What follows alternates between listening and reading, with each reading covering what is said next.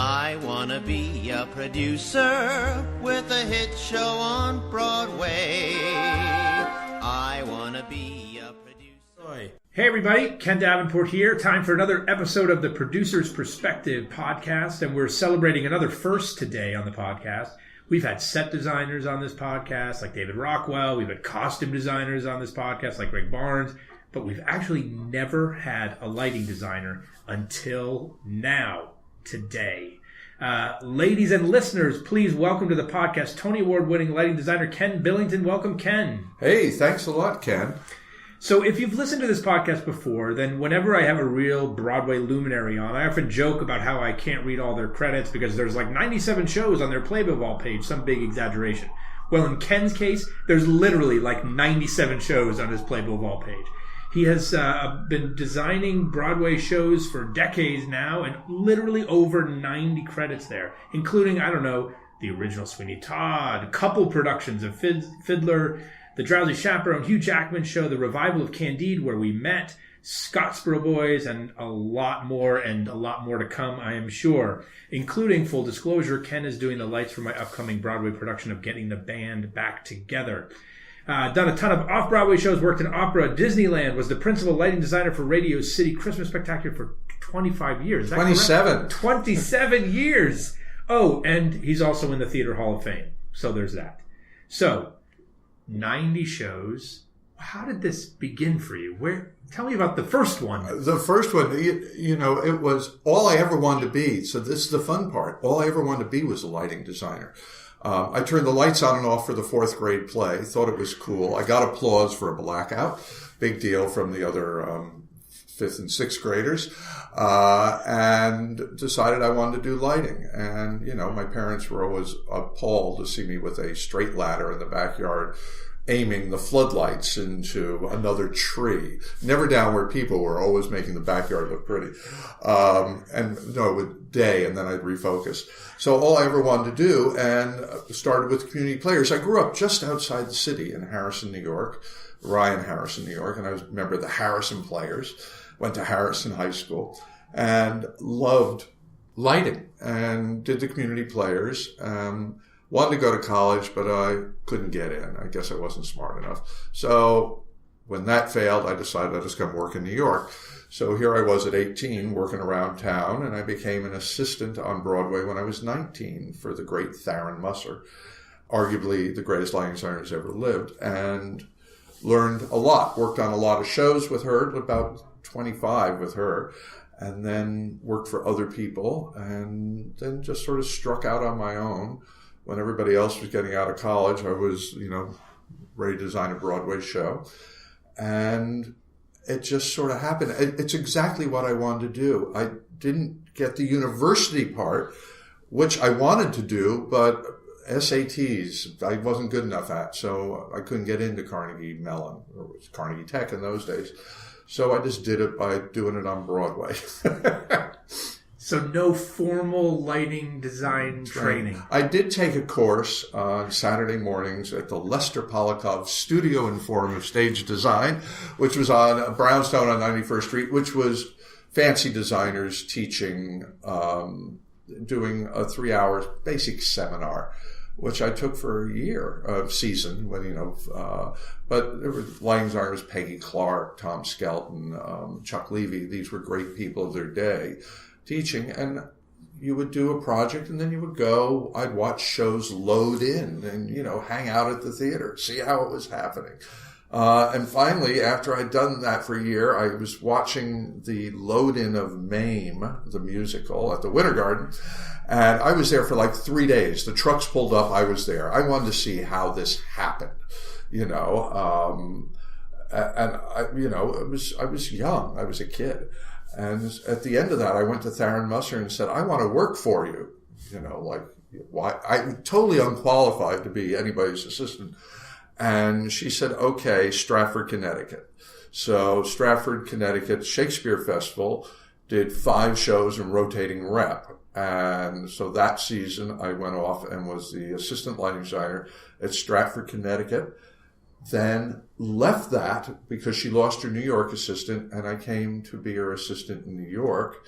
we started with the National Company in Maine and did the original production of The Birthday Party and all these shows. And then I stayed with her for 3 years, assisting, doing lots of things. I remember one season we did 3 musicals in 2 months. And that's back when musicals did 2 out-of-town cities before they came in. Here's the trivia world. It was Maggie Flynn, The Fig Leaves Are Falling, and A Mother's Kisses, all of which were opened and closed by December, and they didn't go out of town until September. Went out of town in September. We made it into town in November, and they were all gone by Christmas. So, but it was good training, and working with George Abbott and Morton DaCosta and Gene Sachs, and working with great people. It was a fabulous learning experience. I think the first season I worked on Broadway was the book William Goldman wrote, The Season About. So I read that and said, I worked on all these shows. So it was a good learning experience for me. So would normally save this question for the end when I would ask, what's your advice for younger folks just starting out in this business? But I'm going to ask it now, which is, you didn't have formal design training, but you got incredible training on the job. Right. A young designer comes to you and says, I'm thinking about going to school to study your trade, or right. I'm thinking about just working. What would you tell them to do today? Today, it's a little different. When I wanted to be a lighting designer, it was a very young profession. There were 2 places you could go to school to study this. You could go to Carnegie. You could go to Yale, but that was graduate. Northwestern. That was it for teaching lighting. Now, every university has some lighting course. So there weren't so many people, banging on doors. Also, the cost of producing a Broadway musical wasn't $18 million. I mean, a big musical was $350,000 in those days. So there was a little more give on a play to give somebody new a chance. So a different time, everyone knew me. People gave me a chance. I proved myself, and I continued to work. Today, I think you need to do university training of some sort. Maybe not graduate school. If you go to a good undergrad school and you're smart and you have the drive, you probably will learn enough to then come to wherever you want to do. Because, besides Broadway, I love Broadway, but there's also a bigger world out there. Television. Concert lighting, architectural lighting, opera, ballet. By the way, I do all of them, but I started out wanting to do Broadway and then moved myself over. But there is lots of other things to do, and lighting is now a respected profession. And when I started, it wasn't that it was unrespected, but our union had only recognized lighting designers for 4 years when I joined it. So, the United Scene Cars. So, yes, I think you need some sort of undergraduate training. The other thing is you have to keep working. You have to light. And I don't care if it is a school production, a community theater production, a dance in a gym, whatever it is, you have to light it and you have to learn from it. And what you can learn is, if you take the job lighting the Community Players production of Damn Yankees, and you took the job and they own 40 lights, then you're going to light Damn Yankees with 40 lights. Hopefully the 40 work, but they may only have 25 working. So you're going to glue together as many as you can. But the secret is to light Damn Yankees with the 40 lights, what you committed to, and make it look as good as you can make it look. You can't sit there and complain and say, well, if I had 60 lights, we could have anything. If I had 100 lights, if the guy knew how to run the console, what all these complaints are, stop it. You took the job. Your job is to do the job and make it look as good as you can make it look. And when the director says we need it green, and you need to say, or make it red for the devil, you say, I can't do red because we don't have enough lights. Now let's think about this. Do we really need the moonlight? Could we change the moonlight to red? And the director might say, yes, let's get rid of the moonlight. The red's more important. But have the discussion. So work and just keep lighting and remember what you did wrong and remember what you did right. Because I tell students that light their school productions that, comes opening night of whatever the school production is, that's going to run for 2 weeks. And on opening night, everyone tells you you're a genius. Your parents think you are probably the greatest lighting designer who's ever lived. The director slaps you on the back. The set designer hugs you. All your classmates tell you, this is the best lighting I've ever seen. That's opening night. And that's what opening night should be.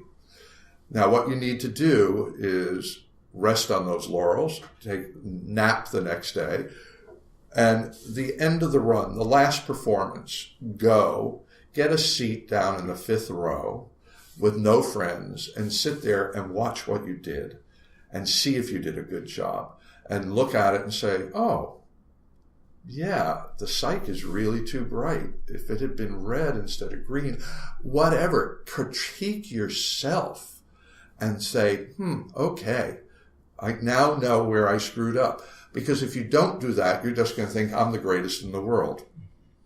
That's Ken's advice. And it's this Ken's advice, too. It's being objective about your own work is one of the hardest things that I have to do as a producer.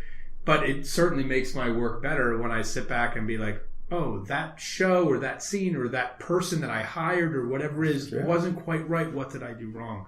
So, look, there's no question that over the years of your career, my career, the theater has changed a lot since you started designing lights.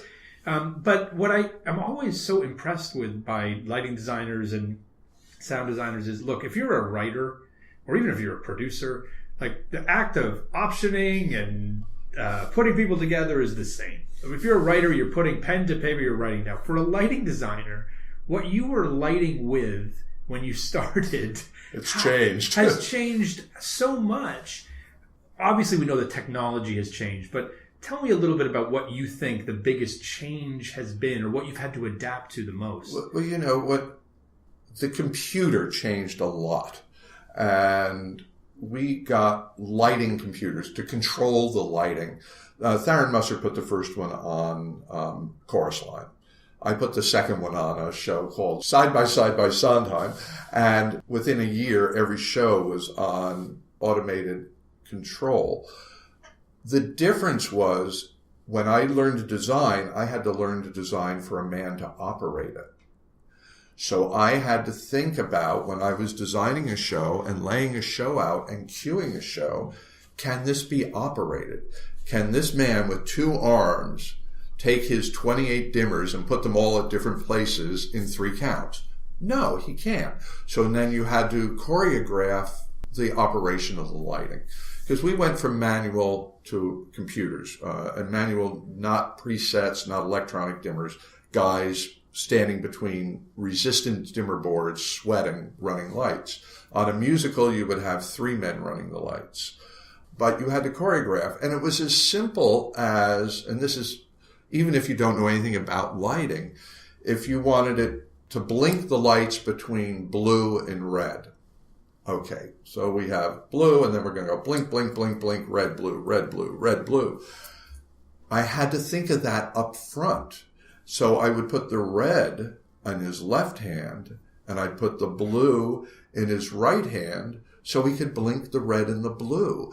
Because if you didn't think about it, and the director would say, well, we need to blink the red and the blue, okay.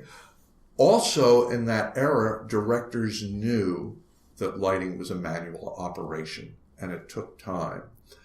And many times you would do a show, and they were writing down things backstage where they had manually do this. But you would get a phone call. You get a phone call from the stage manager on the second week of rehearsal saying, listen, the director has Mary entering and standing in the doorway up center, delivering her first line. He said you'll probably need a special there. This came from the director. Okay, so I, on the light plot, add a light to light the doorway up center. And that's the morning scene, so it's going to be a morning color. And then a week later, the stage manager calls and says, by the way, he has the Mary entering in the same doorway in the night scene. You're going to need a night special up there. So I had to put 2 lights up.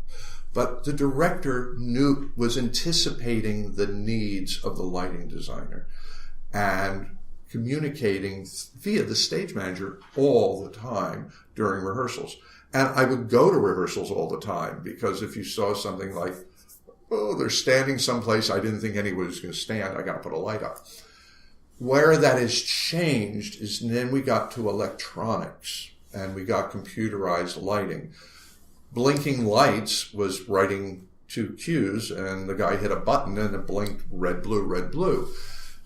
We then added automated lighting, and I put the first automated fixtures on Broadway in 1984 on a musical called Grind.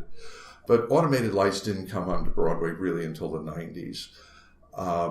But now a newer director, and directors that came up in the 80s but started in the 90s, don't know about having to wait for the lighting designer because we're trying to figure out how to run the lights.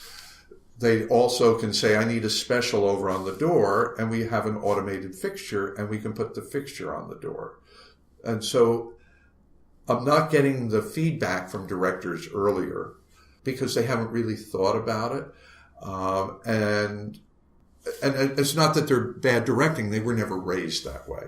So that's where the differences come that I see, is the electronic control made a big difference. It was the biggest difference. And then automated lighting was maybe the second big change. What's next? Well, LEDs have sort of shown up, but LEDs are expensive. There's lots of things that go wrong with them. They don't necessarily fade out all the way. You get more out of a single fixture. You can get multicolor or not. But, where you could go and buy a spotlight, purchase, own in your home a theatrical lighting fixture, Source 4, which is what everybody uses now, for probably $350. And then you put a piece of gel, which costs pennies, in front of it, and you have it red or whatever color you want. Now we can do an LED version of that light that costs $2,200. So you have to then do trade-offs. You need to say, do we want to spend all the money to get this one light that will do all these things, or do I just hang 2 lights that are cheaper and put 2 colors in them? But LEDs are the big change at the moment, and I think, and that will continue to change. I often hear it's about electricity. We're going green, we're saving electricity. We don't use much electricity in the theater. Yes, there are piles of electricity coming into the building, which is all necessary for the curtain call.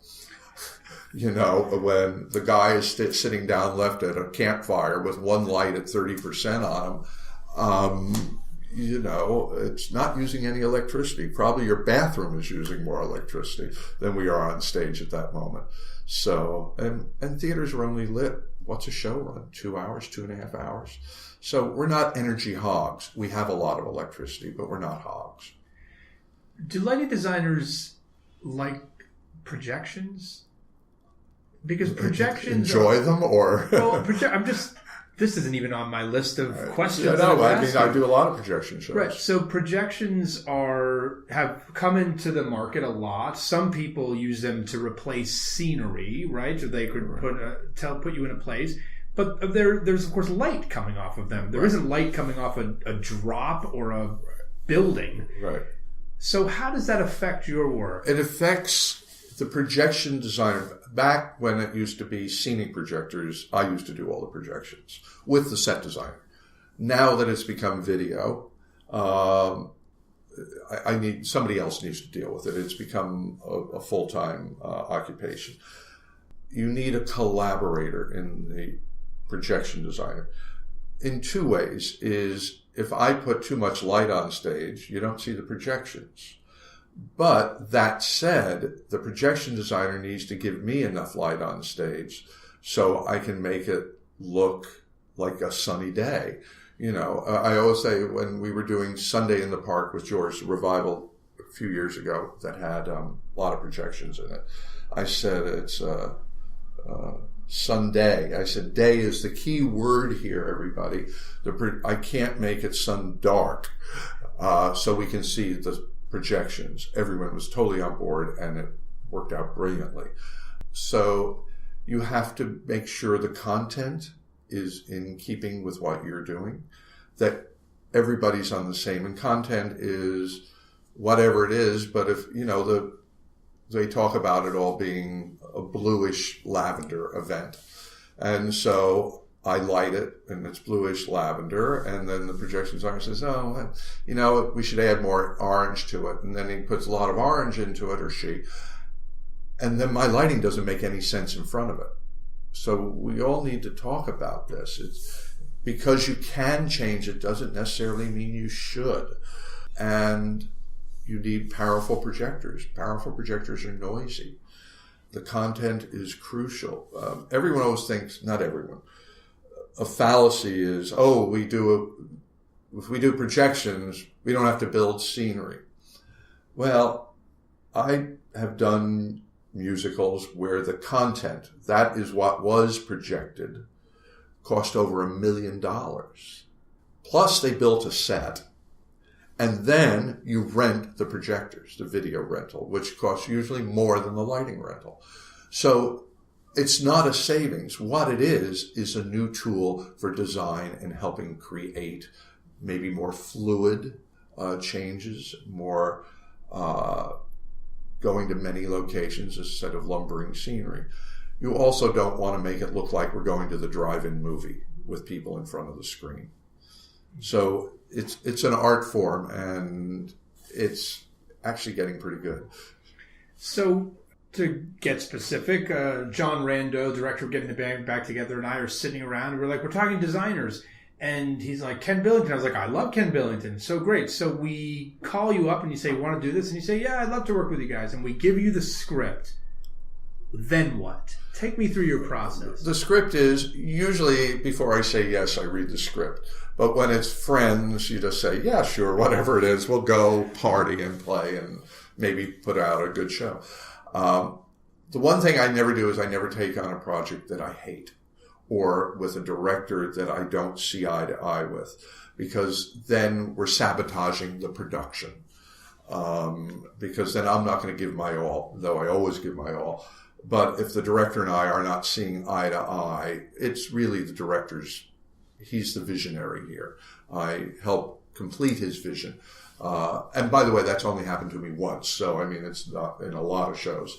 But so I take the script and I read the script. If there's a demo, I listen to the demo. I don't write any notes. I just listen. I sit at home and I say, oh, this is sort of interesting. This is fun. It's nice. It's Act 2 needs to be rewritten. But whatever it is, I then, the next day, read it and take my pencil and I underline things in the script like lightning. You see the playwright's written lightning. Oh, lightning. So we're going to have lightning. And then I underline things that are very crucial. What time of year is it? What time of day is it? Where are we? Is it a sunny summer day in the Hamptons? That tells you one thing. Or a winter day in Minnesota. That tells you something else. Or a foggy day in London. So that's all. So all those things are important.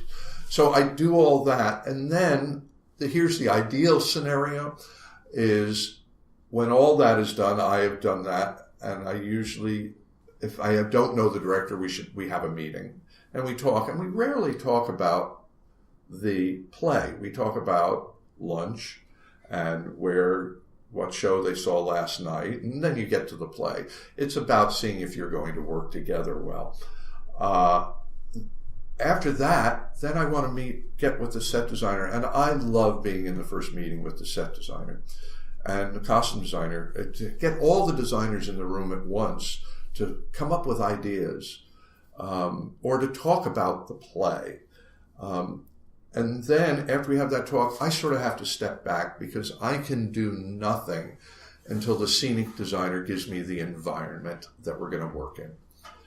Scenic designers usually call me during the process of them creating that and saying, was thinking of doing Psych or Blacks or whatever version of scenery. But then once the scenery is a rough plan and section, I can then work on it. And then I have to call the set designer and say, boy, I need a little more room here. Can we make that drop? Should that drop be made out of filled scrim instead of muslin? And we talk about materials. And then I draw a light plot. And what most people don't know is I design the lighting long before the show goes into rehearsal. So I am there at my drawing board drafting a light plot. I'm a mechanical drawing. And the set goes to bids, and the lights go to bid. And then we all show up in the theater and create it. So that process, I like being in from the beginning and those early meetings with the other designers. And then I have to step back because I'm not going to tell the set designer how to design it. That's his job. And maybe he heard something. But then there are sometimes just practical things I need room for lights. I need 28 inches here. Even though there's all the drops are there, I still need 28 inches or you're not going to see the actors or the drops. So now let's talk about those drops. Do we really need 3 drops or can we do it with whatever the answers might be? An old producer once said to me that when you hire designers, you hire a set designer first, and then a lighting designer second, and a costume designer third. Like there was that order, that hierarchy. Do you think that's true? Do you think... No, and I'll tell you, there's many shows in my career where I've been the first person hired. And the producer has said to me, here are the 3 set designers I was thinking of. Who do you like? Or who do you think will be right for this show? And I won't tell you the number of shows I have done within the last 10 years where I've been the first person hired. So since it's a total collaboration, you want the right people to work together to come up with that. So I think you need to, what is the good team going to be? And by the way, there are many set designers who say, I want Ken. And there's probably a few that say, I don't want Ken. There's some producers that love me, and maybe there's a few that dislike me. So I think if you can get everybody in the room to start, then you can come along. If you go back with the old producer, once upon a time, the scenic designers lit the shows. So Joe Melziner and Howard Bay and Robert Edmund Jones, just go way back, they did the lighting. So the lighting designer, that was part of their job. And then when lighting designers started coming into the picture, which is after the Second World War, the first musical that ever listed a lighting designer on a playbill and on a poster was Brigadoon with Peggy Clark.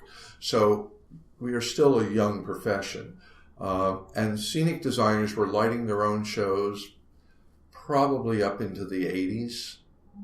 Late 70s, and then the lighting designer took over. By the way, I have no idea how anybody could do scenery and lights. It's such a complicated full-time job. And it used to be they sometimes did sets, lights, and costumes.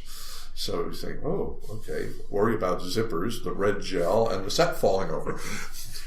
You mentioned the bid process. I have a couple questions about that. So I have always thought of lighting designers like painters. You paint with light. Absolutely. And all great painters have their color palette. They're bored of all their colors. And I used to think, so tell me if I'm right or wrong, or that when it comes to I'm doing a musical. Oh, it's a musical comedy. Give me Ken Billington musical comedy B. Right. Because you have your palette, so you know what you're going to start with, and then maybe you have some additionals. Is that the case, or is it really starting every instrument from scratch? Well, I've been doing it so long, I know how things work. And here's a big secret about lighting. It's about seeing people. If you can't see them, it doesn't work. So visibility is crucial to my profession. I can't make the jokes funnier, though sometimes everyone thinks if it's brighter, they'll laugh. Sometimes they need to go rewrite it. But, I can't make a show a hit. I can make it 10% better. I can take it from 70 to 80, maybe. I can't take it from 50 to 60. It's still down there. But for color, it all is dictated by what the play is. Is it surreal? Is it old-fashioned? Is it cartoon? Is it whatever that might be? Then tells you a little bit about what is a color palette that you would use. Yes, if you're doing My Fair Lady, now this is as general as you can get. It's a pink and blue musical. You have the blue scenes for night, you have the pink scenes for the rest of the thing, and you have some specials. That's as general, and people are going to say, oh, he doesn't know what he's talking about. But in fact, it's pink and blue. But I remember the first time I did a Fiddler on the Roof, Boris Aronson scenery, in the Winter Garden Theater with Zero Mostel. It was a revival in the 70s. And I thought I'd lit it really well. And it's Fiddler on the Roof, which is not pink and blue. But it's, it's nature, and nature is beautiful. So it isn't gloomy. I mean, it's winter in Russia, and it's sunny summer in Russia. And all these fabulous backdrops by Boris Aronson. And we were in a scene, and Boris came up to me and he said, Ken, it's too Walt Disney, and then walked away from me. Now, I knew exactly what he meant. There was too much green in the backdrop, blue-green. So I took it out, and he said, thank you, from a row in front. Those are the notes I like. I had made Fiddler on the Roof to Walt Disney, and it was all done because of color. And the secret is color is the cheapest thing in the world you can change. You go get a gel and put another one in. I did a terrible flop musical called Perfectly Frank. It was a Frank Lesser review, and it ran for at least 3 or 4 weeks. And we replaced the director coming into New York. And the director said to me, he said, well, this should look like Anne Margaret's nightclub act. And I happened to like Anne Margaret. And so I thought I knew exactly what he meant. But I thought that was totally the wrong concept for the lighting. But being the good kid I was, I went and I put in all these saturated colors. And we started text on Perfectly Frank. And it didn't look good. The lighting was bad. It was just absolute bad. And I tried everything to make this show look good. And the director after me at intermission and after the show, and I'm sitting there going, what did I do wrong here? Looking at the show, all this saturated blues and purples and reds and greens and ambers, and I know how to use those colors, but this show was not working, and it didn't look good. I called my best friend, and it was a lighting designer, and he came over, and he didn't know what to do. So I went home one night, and I said, all right, tomorrow I'm going to go sit in the 5th row like an audience member, like they had hired Ken Billington to come fix the lighting. And so I went and I sat in the 5th row, and we were in the middle of the first act, and I went, oh, the color sucks. Who picked these colors? And I went out. I didn't watch Act 2. I went in and I saw the general manager, and I said, I need a call tomorrow. I'm regelling the show. He said, oh, okay. By the way, that wasn't expensive. It was the crew call, which was already planned. We had to go buy $50 worth of gel. We cut it, we put it in, and the show all of a sudden looked terrific. I had made a blunder in color, but it's an easy thing to fix. But I recognized it. I tried to make it work, and I couldn't. So color is subjective. There's some designers who don't like color, some that do. I happen to be very lucky in that I can go from no color to saturated color one show to the next. I work very well in both. I don't know if this even answered the question, but it's a good story. It certainly is. Okay, so part 2 of my bid question. So for those of you out there who don't know the quote-unquote bid process, what happens is Ken will develop this light plot. We will send it to shops. They will come back to us with, here's how much it's going to cost us to prep this stuff. Here's how much it's going to cost for you to rent it, and the perishables and the whole bit. And then this process happens. The producer and the general manager negotiate with the lighting shop. We talk to you. We beat you up. Like, why do you need so many damn lights? What about these LEDs versus the thing? It goes back and forth. The director gets involved, and it's a time-sucking mess, in my opinion. Right. Is there a way to make this better? Yes. Here's the way I do it. I ask what the budget is before I design the show. And if if I think I'm making these numbers up, it's a $10,000 a week rental, and the producer says they have $5,000, the general manager, I don't usually talk to the producer about that, they have $5,000, then I will say it's not enough. Well, that's all we have the money for. Well, I can give you a $5,000 show, but let's all get everybody in the room and know what... This is before I put a pencil to paper. I don't design shows twice. Let's get everybody in the room and tell the director that for $5,000, we're not going to have any automated lighting, and we're not going to have any color changers. And make sure the producer's in the room, too. So when we get to the first preview and they say, I can't see her up left, and say, well, we couldn't afford the light. I mean, don't stage anybody up there. Put them down center. So I try and get that out of the way up front and get those numbers. And I will also go and say, you need to give me more money. And then they go and they look and they say, well, we can give you $6,000. Okay, then we've now come to a thing, and I will design a $6,000 show. So I rarely do I cut things or have to cut things because I've taken it from the beginning. Is that not being creative and not doing the best I can do for the show? Well, the best I can do is $10,000. If you only have $6,000 now, I need to modify things. It's still going to look great. It's just not going to maybe be everything everyone thinks it should be. But I would never let you down and not like the show well. So I want to know the numbers up front. And if they say, oh, the answer is not design what you need and we'll go from there. No, I'm not going to design what I need. You tell me what we can afford. You've worked with a lot of producers over the years, for sure.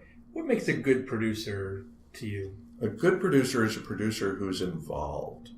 I want a producer who knows what I do for a living, knows what my budget is, knows what it takes to do this, and can show up in the theater. I don't see it much anymore, but it used to be that I remember when I was doing some play with Richard Barr, who produced things like Sweeney Todd, and he came in and he said, you going to get finished by dinner? I said, yeah. He said, you ought to be finished by dinner. I'm not paying for the crew tonight. But that was the producer coming in and telling me that. Or the producer saying, this is the shop we're going to use. But the producer being very involved. Not usually in things like make it brighter, make it darker. That's because that isn't the producer's job. If the producer thinks it's too dark, they have to go to the director and say it's too dark, have him make it brighter, and then the director will filter it and give it to me. Now, I know so many producers, sometimes they come up to me and I say, oh, that's a good idea, and we go on. So I want a producer that's involved, that's there, that knows what we're doing, that comes to the theater, that is with us, and can make it when we are there at 10 o'clock at night and we have to take the backdrop out and have it repainted. That the producer's there and we'll turn to the general manager and say, okay, the drop's going to cost this. What's the crew cost going to cost? Okay, my total cost to fix this is that.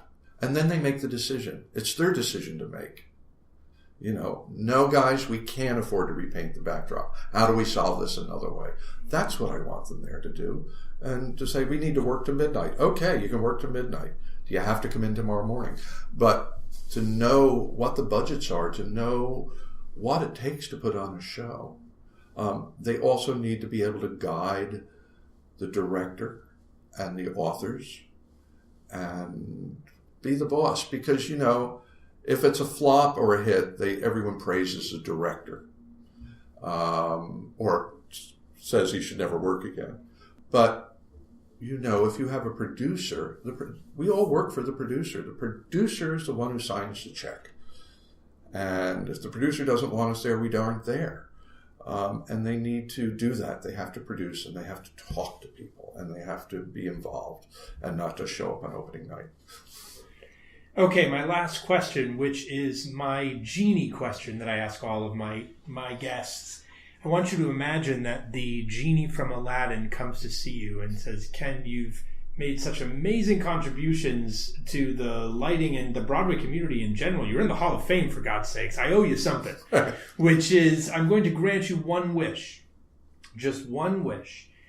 What is the one thing that drives you crazy about Broadway, that makes you so angry, that keeps you up at night, that you would want to wish away for Broadway? But you can only choose one. I would get the critics back on opening night and have that adrenaline and that excitement that happens. Sometimes it happens once on opening night. And I think shows suffer by having critical performances for 5, 6, 7 days or whatever. Okay, Wednesday matinee has to be good. The Times is here. But we're not opening until next Tuesday, And I have been to shows back, because when I started, that's what it was. And I have seen magic on opening night that the audience stood up. This is before they ever stood up. They never stood up every performance like they do now. So those are the things. For the Broadway community, I want that excitement. And maybe a star is born and a hit is made, and that can only happen if that electricity hits in that performance. And, it's hard to create a star now over 5 afternoons. That is such a simple and brilliant idea. I love it. Of course, I'll have to play this podcast for Ben Brantley, who did a podcast, who actually explained why he loves to come earlier, which, of course, I understand. Well, I was telling a story in my office today, earlier, when I did Sweeney Todd originally. We opened on a Thursday night, and after 4 weeks of previews. And that was when critics came on opening night. And Hal Prince was very concerned that Sweeney Todd was so important and so deep in its composition and the story we were telling. He didn't think the critics could figure it out in 1 hour to leave the theater at 9:30 and have a review in the paper at 11 o'clock at night. So he invited the critics, or had the producers actually, to either show on Wednesday. So I remember the critic for the Times, I don't know if it was Clive Barnes or not, maybe Richard Eder, I don't remember, came Wednesday matinee and came back Thursday night. That was the first time it had ever been done, and for the right reason, I think. And then they started coming so far in advance. I think also the way critics write now, they're not accustomed to writing a review in an hour. Of course, they probably had the play sent to them before that, so they read it and they knew a little bit about it before they walked into the building. It's a great answer. I want to thank you so much for spending the time with us today, and I can't wait to see your next 90 shows. No, neither can I. I'm doing them. Thanks so much, everybody, for listening. We'll see you next time.